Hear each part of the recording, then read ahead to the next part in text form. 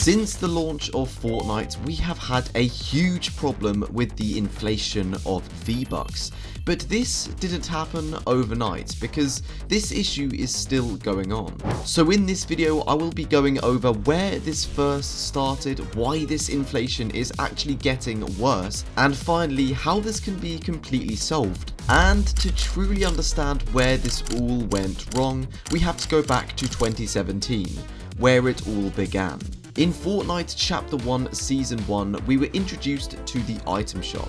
While this was all new and very exciting for the community, we were also greeted to the season shop, having the option to buy seasonal rewards once a certain level was reached, but also having the item shop, which acted as a place to buy cosmetics straight away, meant that we were able to either grind our way to unlock rewards or simply buy cosmetics with no progress needed at all.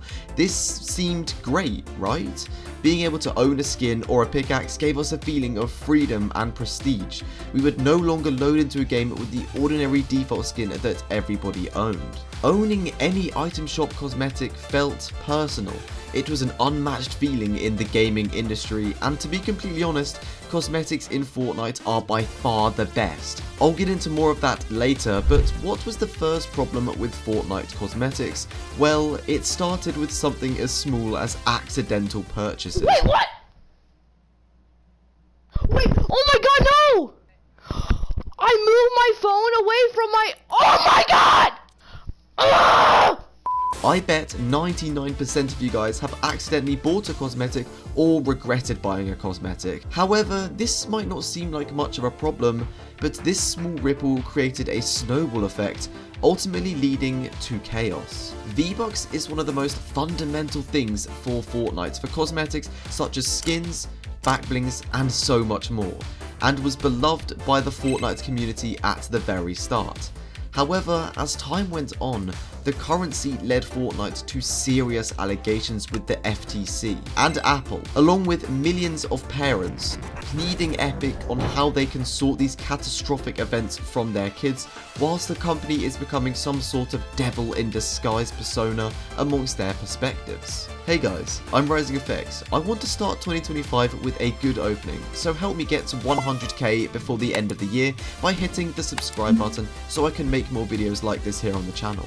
In August of 2020, Apple had set a lawsuit against Epic Games for a payment option that made Epic take something worth $15 million over the span of 1 month, which bypassed Apple's rules and regulations on the App Store.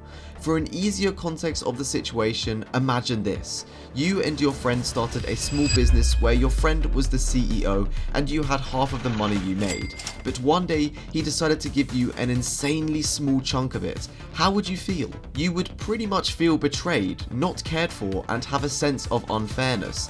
This scenario was similar to Apple, as Fortnite didn't give Apple the 30% cut like it was supposed to for any VBucks transactions by suspiciously implementing an option to buy VBucks from the Epic Game Store for a discount. Just by hearing this, you may assume this would be generous from Apple, but behind the scenes, Apple had little to no revenue. After a series of court cases, Tim Sweeney saw that Apple was getting on his nerves a bit too much, so his crew released a Fortnite parody that was the 1984 MacBook commercial, showing Apple they were putting them in some sort of manipulation. For years they have given us their songs, their labor, their dreams. In exchange, we have taken our tribute, our profits, our control. This power is ours and ours alone. We shall prevail. Following this, in the Fortnite item shop the very next day, they added Bring It and Make It Rain to the item shop, showing that they don't fear Apple. However, as reality came to Epic, they were fined over $73 million in legal fees, bringing this case to justice. However, this next point is going to shock a lot of you guys because it goes against one of the most powerful organizations in the whole world that made Fortnite in literal shivers. In late 2024, billions of parents worldwide were worried about their children and their tantrums. Why, you may ask? Well, it was a problem with accidental purchases. From the montage at the start, we can see that numerous Fortnite kids were in the devastation due to them buying cosmetics unintentionally. The FTC saw this and they settled Epic $520 million for tricking users into purchasing cosmetics from the Fortnite item shop. Around half of that sum was for refunds for the users who unfortunately did it during 2017 to 2022. This was a sign of justice for the Fortnite community, as the refund system was unavailable back then. However, if you have seen the item shop over the past few months, several rare items have been re-released, such as Master Chief, Harley Quinn, and much more. There have been some speculations from many people on Twitter about this. Quote, "The Epic Games Store agreement changed already. It does not affect the item shop directly, but it is the beginning of what will happen next. In 2025, it is rumoured by anonymous sources that we will have some significant changes to the item shop. This is not yet confirmed, but if it is true, then we will have even more chances than we have right now." Which kind of makes me think Epic Games works 100% strategically.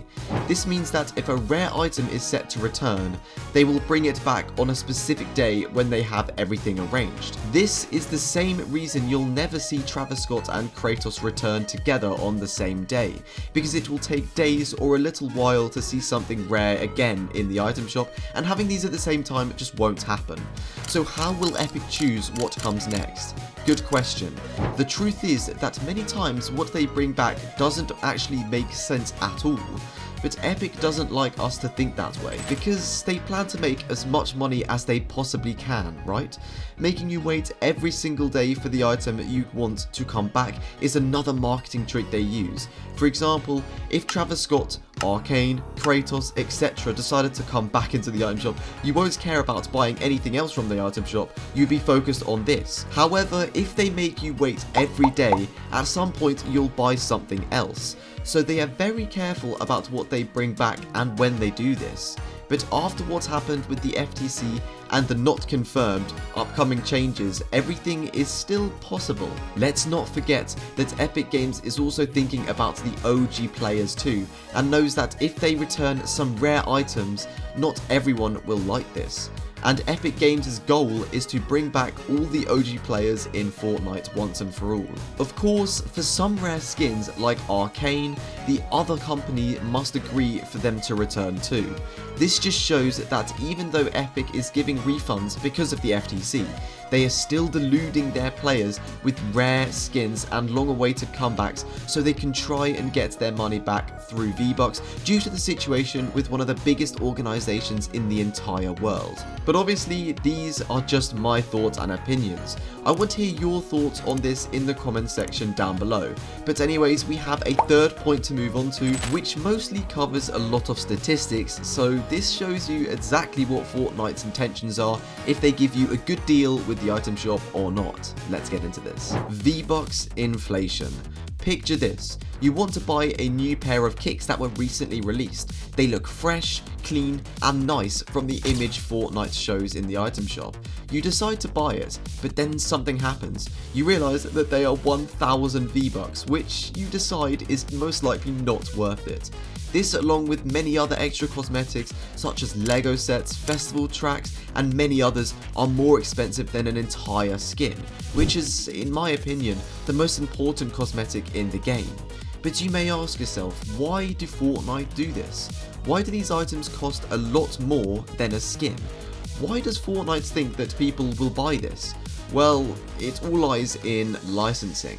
Really popular brands like Nike or Lego sets have been in meetings with Fortnite about making their prices. As they are a huge company, Fortnite has to make them expensive because these companies want to make as much money as they possibly can, as well as Fortnite obviously profiting from this too.